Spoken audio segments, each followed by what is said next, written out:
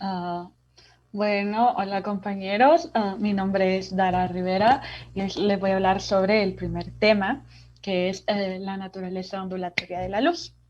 Bueno, para poder saber un poco más sobre la estructura electrónica de los átomos, primero se hizo un estudio de la luz, ya que esto transporta, es una manifestación de energía. Un ejemplo claro de esto es la luz que percibimos a simple vista, que es la radiación electromagnética. Todos los tipos de radiación tienen características parecidas, ya que se transportan como ondas. Lo voy a acercar un poco por si no se mira bien. Frecuencia.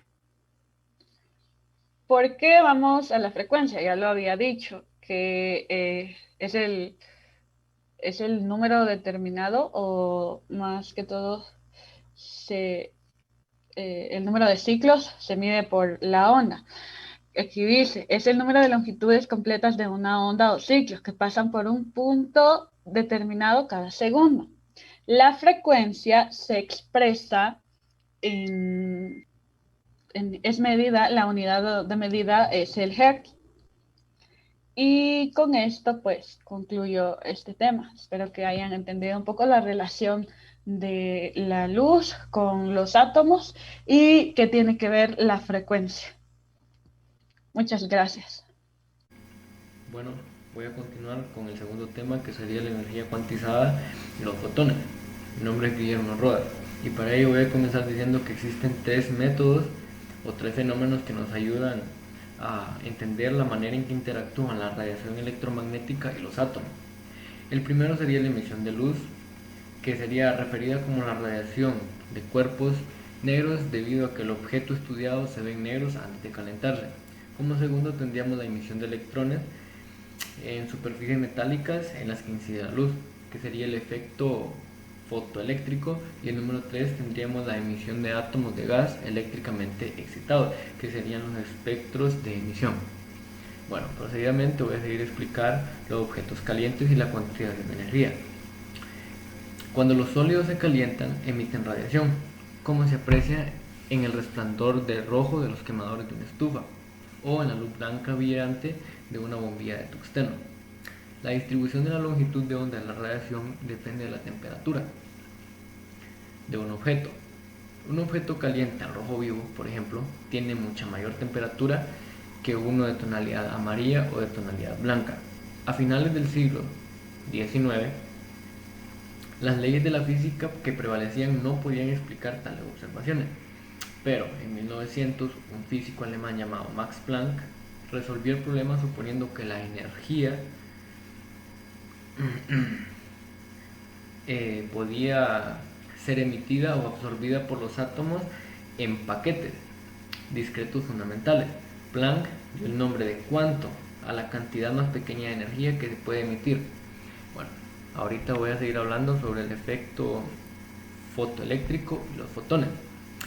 Para ello vamos a explicar que el efecto fotoeléctrico, Einstein supuso que la energía radiante incide sobre la superficie del metal, se comporta como un conjunto de paquetes fundamentales de energía.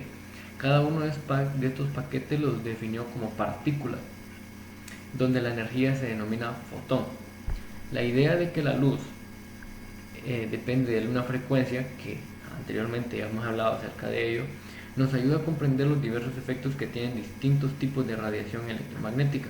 Por ejemplo, debido a la alta frecuencia que tienen los rayos X, los fotones de los rayos X pueden ocasionar daño a los tejidos e incluso pueden ocasionar cáncer. Por lo tanto, las señales que normalmente se colocan alrededor del equipo de los rayos X nos advierten sobre la radiación de alta energía que estos producen. Aunque la teoría de Einstein se considera la luz como un flujo de fotones en vez de una onda y explica el efecto fotoeléctrico y muchas otras observaciones, también plantea un dilema, que si la luz es una onda o una partícula. La única forma de resolver el dilema es adoptar lo que parecía una posición muy inusual. Debemos de considerar que la luz posee tanto características de onda como de partícula. Bueno, y así continúa mi compañera Shailene con los siguientes temas. Ok, mi nombre es Jaden Ramos y les voy a hablar sobre los espectros de línea del modelo de Bohr.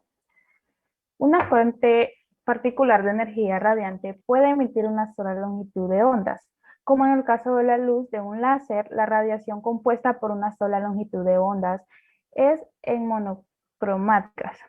Un espectro se produce cuando la radiación de esta fuente se separa de las diferentes componentes de longitud de ondas.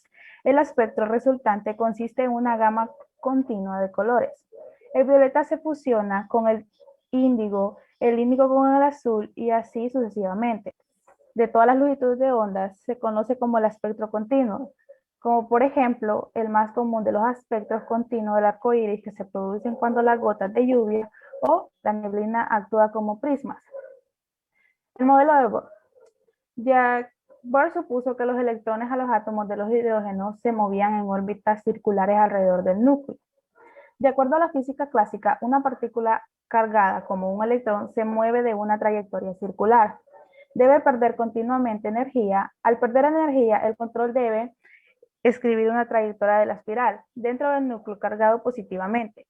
Sin embargo, este comportamiento no ocurre en los átomos de hidrógeno que son estables. Bohr analizó que este problema de forma similar al Planck cuando examinó el problema sobre la naturaleza de la radiación emitida por los objetos calientes.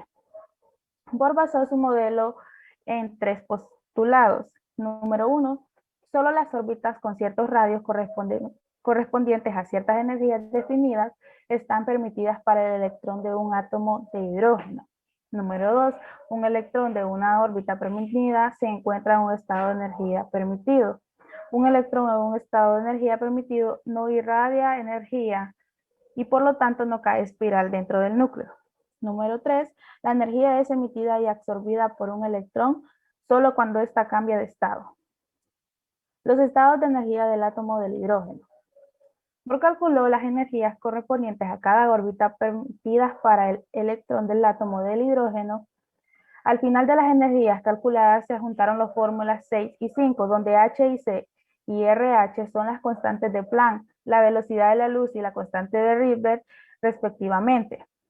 Por lo tanto, la primera órbita permitida, la más cercana del núcleo, tiene N1, la siguiente órbita permitida, la segunda, es la más cercana al núcleo, tiene N2, y así sucesivamente. El electrón es el átomo de hidrógeno que puede estar en cualquier órbita permitida.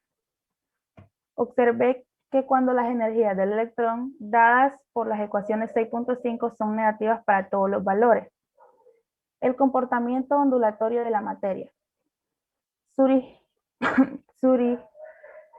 Sugirió que un electrón que se mueve alrededor del núcleo de un átomo se comporta como una onda y por consiguiente tiene la longitud de onda. Propuso que la longitud de onda característica de un electrón o de cualquier otra partícula depende de su masa y de su velocidad. Utilizó el término de ondas de materia para describir las características ondulatorias de partículas de materia. Debido a la hipótesis de Broglie, es aplicable a toda la materia. Cualquier objeto de masa y velocidad daría origen a una onda de materia característica.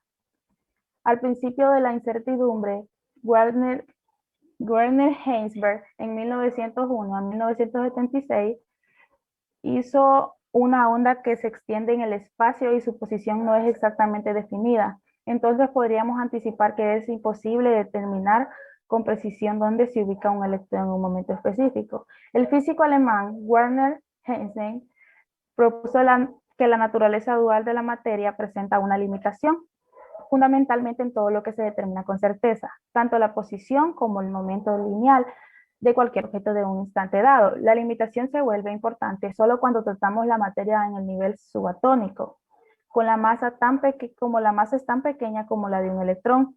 El principio de Heisenberg se conoce en el principio de incertidumbre. Medición y el principio de incertidumbre. Siempre que se utiliza cualquier medición existe cierta incertidumbre. Nuestra experiencia con objetos de dimensiones comunes como pelotas, trenes o equipos de laboratorio nos indica que al utilizar instrumentos más precisos podemos disminuir la incertidumbre de una medición. Eso es todo.